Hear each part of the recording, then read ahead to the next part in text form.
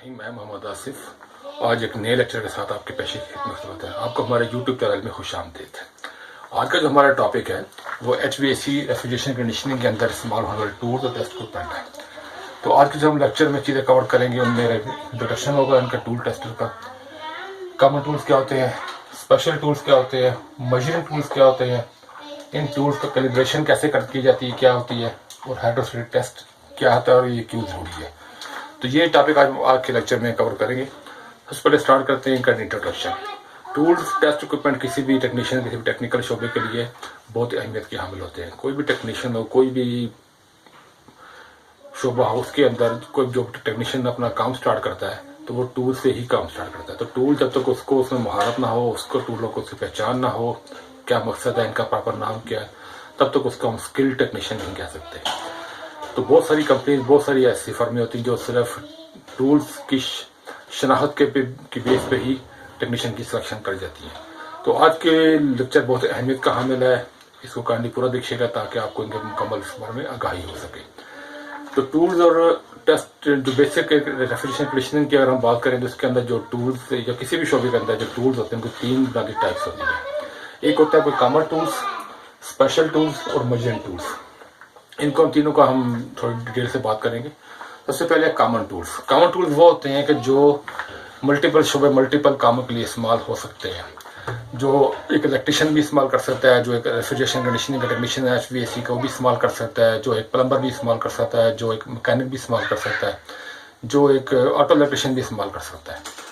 तो ये वो टूल होते हैं कि जो कॉमनली हर तकरीबन शोबे में इस्तेमाल हो जाते हैं। इसकी जो ज़्यादा मिसालें वो स्क्रू ड्राइवर है, प्लायर है, हैमर है, ठीक है। ये वो टूल्स हैं जो तकरीबन हर जगह पे हर काम में इस्तेमाल हो जाते हैं।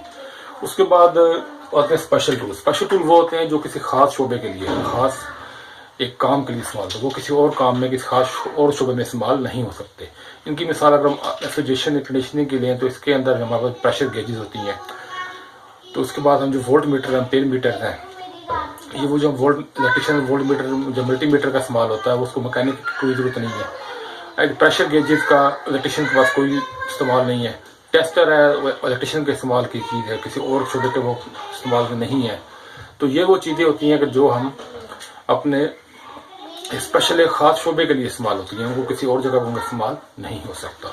उसके बाद आते हैं मेजरिंग टूल्स। मेजरिंग टूल्स वो होते हैं जो हम किसी पैमाइश को, किसी लंबाई को, किसी वजन को, किसी मिकदार को नापने के लिए इस्तेमाल किए जाते हैं, जो हमें टेक्निकल शोबे में बार बार हमें आते हैं।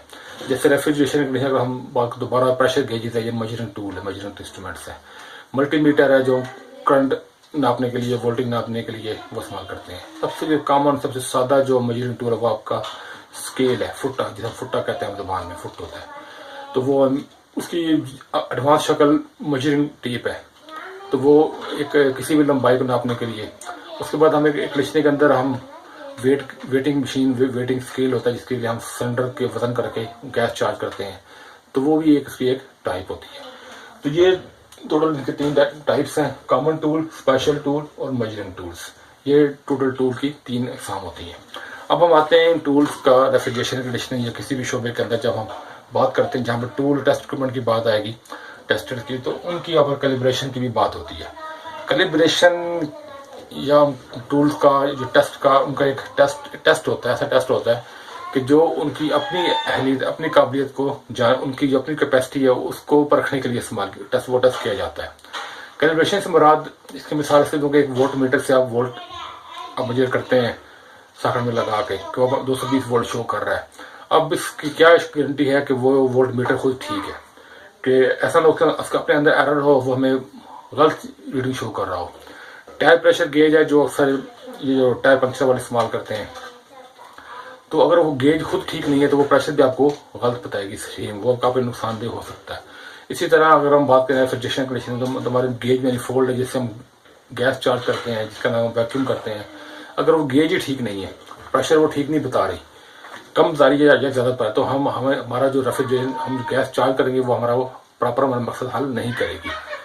तो हमें जो मकसद हमारा हल होना चाहिए वो हमें प्रॉपर तभी होगा अगर हमारे जो गेज वो बिल्कुल ठीक है, एक्यूरेट है, एक्यूरेट बता रही है, और हमारे वोल्ट मीटर वो हमें एक्यूरेट रीडिंग दे रहा है। तो ये अगर सब चीज़ें एक्यूरेट रीडिंग देंगी तभी हमारा जो मकसद है वो काम करने का वो हल होता है। तो इन एक्यूरेसी को श्योर करने के लिए और इनकी जो इक्विपमेंट की जो होती है, इनकी जो रीडिंग को एक्यूरेट कितनी एक्यूरेट है उसको जांचने के लिए उनका कैलिब्रेशन टेस्ट होता है जो अच्छे इदारों में और इंटरनेशनल स्टैंडर्ड के मुताबिक हर 6 महीने के बाद हर मीटर का, हर गेज का कैलिब्रेशन टेस्ट होना चाहिए। वो बकायदा लेबॉर्ट्री होती है, लेबॉर्ट्री में जाकर टेस्ट बन जाता है, वहाँ उसकी कैलिब्रेशन की जाती है और अगर वो कैलिब्रेशन में पास हो जाए तो फिर उसके ऊपर पास की स्टैंप लगा दी जाती है। तो अगले 6 माह के लिए उसको इस्तेमाल कर सकते हैं। फिर 6 माह के बाद दोबारा वो उसको लेबॉर्ट्री में लाना होता है। तो ये हर अच्छे इक्विपमेंट में, हर अच्छे इदारे में ये प्रैक्टिस हो रही होती है। तो जो कि हमारे यहाँ पर आम जगह पे इसका कोई कंसेप्ट नहीं है, लेकिन इसका नॉलेज होना हर टेक्नीशियन के लिए बहुत ज़रूरी है। उसके बाद आते हैं हाइड्रोस्टैटिक टेस्ट। हाइड्रोस्टैटिक टेस्ट होता है वो कोई भी सिलेंडर जिसके अंदर कोई भी गैस, कोई भी प्रेशराइज फ्लूइड उसके अंदर प्रेशराइज स्टोर किया गया है, उस सिलेंडर का, उस वेसल का हाइड्रोस्टैटिक टेस्ट होना बहुत ज़रूरी हो रही है। हाइड्रोस्टैटिक टेस्ट में होता ये है कि सिलेंडर को लेबॉर्ट्री में ले जाया जाता है और जिस प्रेशर के लिए वो सिलेंडर बनाया गया है उसका प्रेशर उसको दे के, उससे ज़्यादा प्रेशर दे के उसकी कैपेसिटी को जांचा जाता है कि उसमें कितनी बर्दाश्त है प्रेशर को अपने अंदर होल्ड करने की।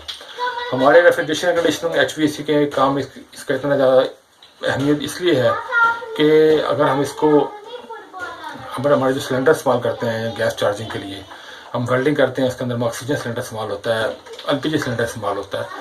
अगर हम इस सिलेंडर की हाइड्रोस्टैटिक टेस्ट हमें कंफर्म नहीं है, इनकी हेल्थ हमें इंश्योर नहीं है, तो हमारे लिए ये बहुत नुकसानदेह किसी भी जगह पे हो सकता है। ड्यूरिंग चार्जिंग, डिस्चार्जिंग, इस्तेमाल के दौरान हम चार्ज कर रहे हैं तो प्रेशर कम ज़्यादा होता है, एटमॉस्फेरिक प्रेशर अप्लाई होता है, तो वो ऐसे हादसे हुए हैं कि सिलेंडर ब्लास्ट हुए हैं।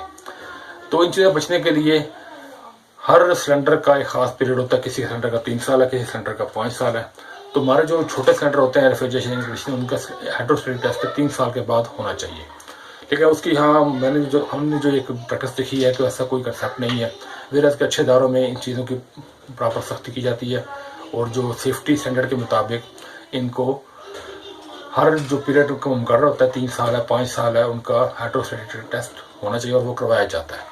तो ये चीज़ वर्कर की सेफ्टी के लिए, टेक्नीशियन की सेफ्टी के लिए, या जो वहाँ पे जो लोग मौजूद होते हैं उनके लिए बहुत ज़रूरी है। तो ये चीज़ें जो हमने आपको आज के लेक्चर में कवर करनी थी। उससे पहले हमने इंट्रोडक्शन देखा। इंट्रोडक्शन के अंदर हमने टूल टेस्ट की अहमियत, टेस्ट इक्विपमेंट की, हमने टूल टेस्ट क्यों इस्तेमाल किए जाते हैं उसको हमने स्टडी किया। फिर हमने कॉमन टूल्स के वैसे टूल जो हर जगह पे, हर शोबे में इस्तेमाल हो जाते हैं। स्पेशल टूल्स से मुराद वो किसी खास काम, खास मकसद के लिए इस्तेमाल होते हैं, किसी और काम में उसका इस्तेमाल नहीं होता। मेजरिंग टूल्स हैं जिनसे हम पैमाइश नापते हैं, कोई वेरिएबल, कोई आपकी क्वांटिटी नापनी हो, मेजरमेंट करनी हो, कोई वज़न करना हो, वोल्टेज एम्पेयर, उसका हम जो नापते हैं उनको मेजर करते हैं। उसके बाद हमने देखा कैलिब्रेशन क्या होती है, हाइड्रोस्टैटिक टेस्ट क्या होता है, सब चीज़ें आज के लेक्चर कवर की हैं। इसके अलावा जो रेफ्रिजरेशन कंडीशनिंग टूल के अंदर जो इस्तेमाल टूल्स और टेस्ट इक्विपमेंट हैं उनकी मैं ऑलरेडी एक मेरे दूसरे चैनल पे वीडियो बना चुका हूँ, वो उसका मैं लिंक आपको इस वीडियो के नीचे मैं शेयर कर दूंगा। तो आप लोग की रिक्वेस्ट है वो पूरा जरूर देखिएगा ताकि आपको इस मुकम्मल जानकारी हो जाए। अपना बहुत सारा ख्याल रखिएगा। अल्लाह हाफिज़।